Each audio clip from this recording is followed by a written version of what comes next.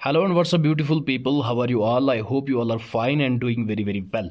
तो आज की इस वीडियो में हम दूसरा अप्रोच पढ़ने वाले हैं, थ्यूसिडिड्स का अप्रोच। पिछली वीडियो में मैंने आपको हेरोडोटस का अप्रोच पढ़ाया था। उम्मीद है कि वो वीडियो आपको पसंद आई होगी और वो वीडियो आपने देखी होगी। अगर वो वीडियो नहीं देखी है तो प्लेलिस्ट चेक कीजिए, आपको वो वीडियो और बाकी सारी वीडियो सीक्वेंस के साथ मिल जाएंगी, जहाँ पे आप अपना सिलेबस अच्छे से कवर कर सकते हैं।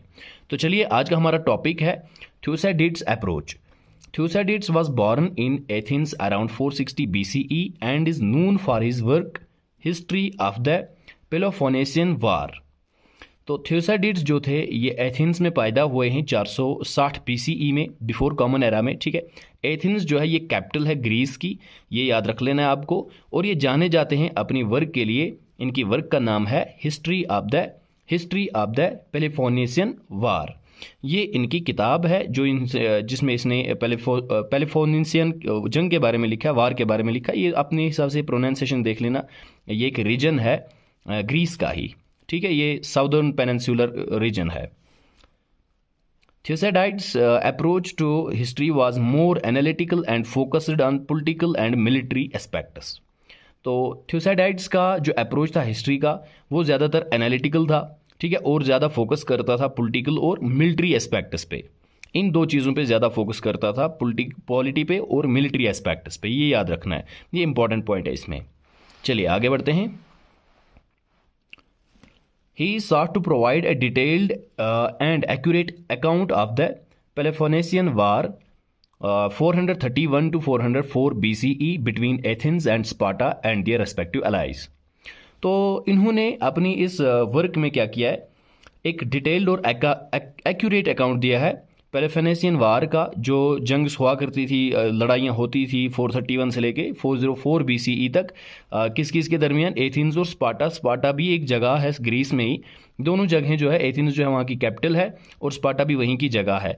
और पेलोपोनेशियन वार जो है, पेलोपोनेशियन ये भी एक रीजन है, वहीं पे ये लड़ाइयाँ होती रहती थी। और जो भी इनकी रेस्पेक्टिव अलाइज थी, उनके दरमियान जो भी लड़ाइयाँ थी, वो उनका अकाउंट, एक्यूरेट अकाउंट इन्होंने दिया हुआ है।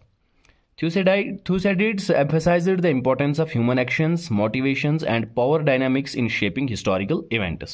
Thucydides ने ज़्यादा इंपॉर्टेंस दी है ह्यूमन एक्शंस की या मोटिवेशंस की, या जो पावर डायनामिक्स था, मतलब एक पावर, एक रीजन जो है या एक कम्युनिटी, एक ग्रुप दूसरी कम्युनिटी को कंट्रोल करता था, वो उन सारी चीज़ों की इंपॉर्टेंस बताई हुई है ताकि ये अपने हिस्टोरिकल इवेंट्स को एक शेप दे सके। Let's move ahead, let me adjust it first. Okay, Thucydides also attempted to eliminate bias and subjectivity in his writing by relying on eyewitness testimonies and first-hand information। और थ्यूसिडिड्स का ये भी मानना था कि वो एलिमिनेट करते हैं बयास या सब्जेक्टिविटी, मतलब कंट्रोल। बयास मतलब जो अनवेरीफाइड चीज़ें हो या जिनको हम अनवेरीफाइडली जज करते हैं, उसी को सब्जेक्टिविटी भी कहते हैं। ठीक है, अपनी राइटिंग्स में ये दिखाते थे कि इनको कैसे ख़त्म किया जा सकता है, इसको कैसे, इस चीज़ को कैसे एलिमिनेट किया जाता है। ठीक है, और ये सारी की सारी चीज़ें किस चीज़ पे रिलाई करती थी? आई विटनेस टेस्टिमोनीज़ पे और फर्स्ट हैंड इन्फॉर्मेशन पे।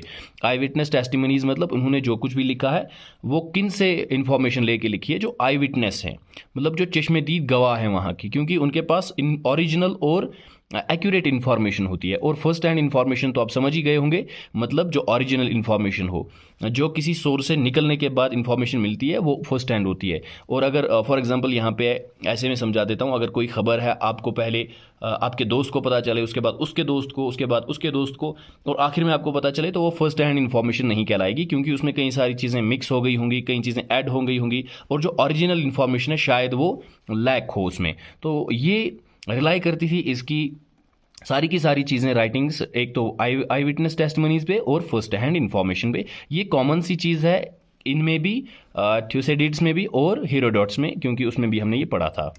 His writing style was concise and precise. और इनका जो लिखने का तरीका था वो एक आसान था। कॉन्साइज और प्रिसाइज का मतलब, प्रिसाइज मतलब शॉर्ट था, ये ज़्यादा खींचते नहीं थे चीज़ों को, और कॉन्साइज मतलब बहुत आसान था। कॉन्साइज और प्रिसाइज का यही मतलब होता है।